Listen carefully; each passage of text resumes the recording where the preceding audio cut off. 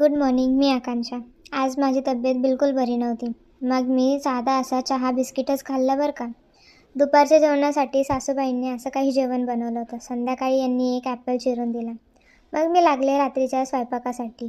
इथे हरभरे ऑलरेडी भिजत घातले होते. कांदा टोमॅटो कापला आणि अद्रक लसूणची पेस्ट घेतली.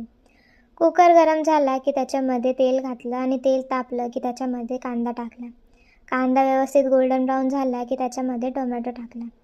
मग अद्रक लसूणची पेस्ट टाकली आणि याला व्यवस्थित असं मिक्स करून घेतलं.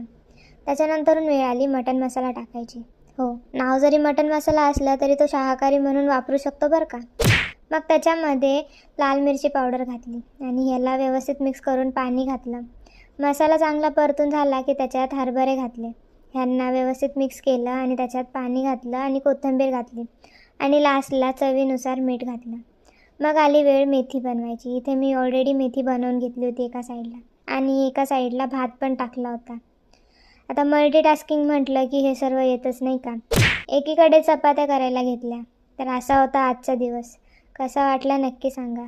चलो बाय.